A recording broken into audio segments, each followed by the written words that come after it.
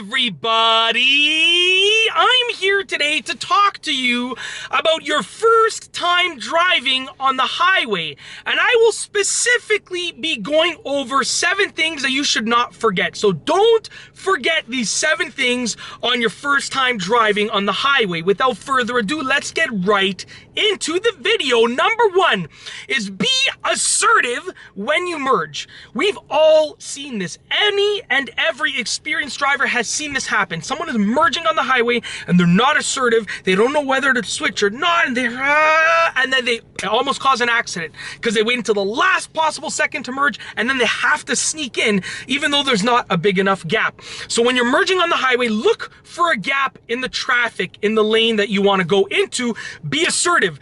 Give it gas. Move into that lane. Obviously, put your signal on, do your safety checks, and move into that lane. Make a decision and follow through with that decision. And that goes as a general life rule as well, but definitely when merging, be assertive. The second thing that you should not forget is that highway equals safe driving. So when you're driving on the highway, in general, it's actually much safer. There's less of a chance of getting into an accident than when you're driving on a main road. Now, when you get into an accident on the highway, the consequences might be more because the chances of injury are actually higher in an accident, but the chances of getting into an accident are much lower, and they're ridiculously low if you are a defensive driver. And that's because it's predictable. So I know that you're probably scared if you're driving on the highway for your first time, or if you're about to drive on the highway for your first time, but basically it's very predictable. How everyone drives is predictable. We're pretty much staying in the lane. You might be switching here and there. There's no lights for the most part. There's no turns for the most part. There's entrance and exit lanes, which makes it nice and easy. So it's very predictable, and therefore it's generally safer as a rule of thumb.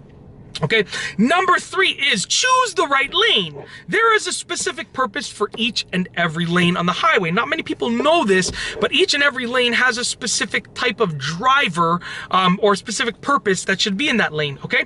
So learn what they are. I'm not gonna go over all of them in this video, but learn what they are, okay? Essentially, the leftmost lane is going to be for passing, and then the middle 2 lanes, if we're talking about 4-lane highway, the middle 2 lanes are gonna be for driving. The right lane is going to be for merging on and exiting off. But you know, if you know you're going to be exiting off shortly, then get into the lane that makes the most sense, so you're not going to have to swerve over 3 lanes at the last possible moment. So choose the right lane, okay? The 4th thing is pay attention to the signs.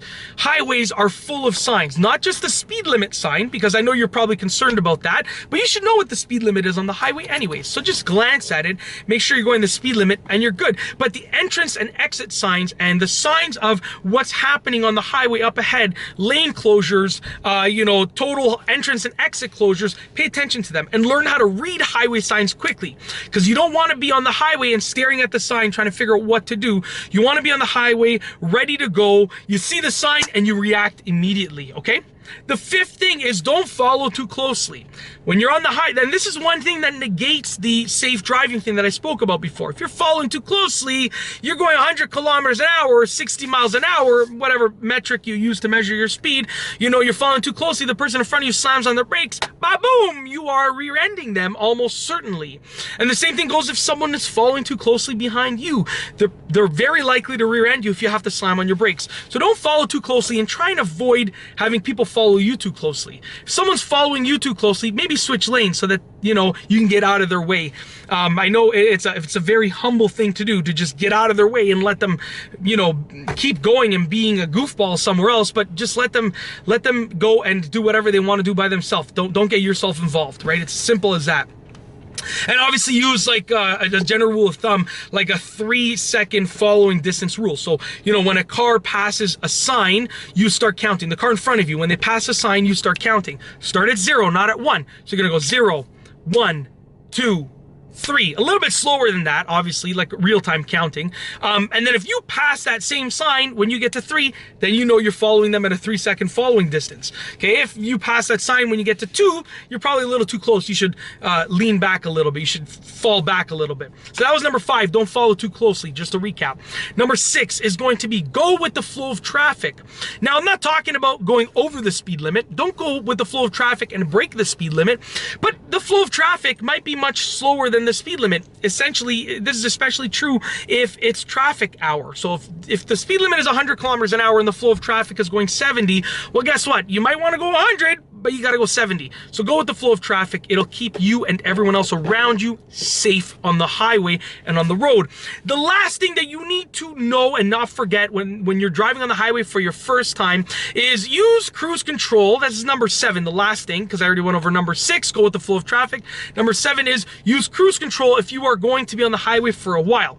Now, I always tell people it's important to learn how to use cruise control. Even if it's your first time driving on the highway, just try it out for a few moments to see how it works, okay? Just because if you don't try it out when you're a beginner, then you're going to get used to driving on the highway without learning how to use cruise control, and you're probably never going to learn how to use it. And you should know how to use cruise control as an experienced driver. So basically, learn how to use it, even if it's just for a few moments. Learn how to use it on your first time driving on the highway. Okay, even if you're only on the highway for just a little bit, just turn cruise control on, set it to the speed, and then you can turn it off just to learn the basics of it. And if you want, you can even use cruise control on a main road, depending on the speed of the road, just to learn how it works, and then use it on the highway, just to sort of warm up to it. And that's it. Those are 7 things that you should not forget with your first time driving on the highway. If you like this video, be sure to give it a thumbs up. Let me know what you think down below as a comment. And of course, be sure to subscribe for more great car and driving videos just like this one. And that's all I have for you today. Thanks for watching.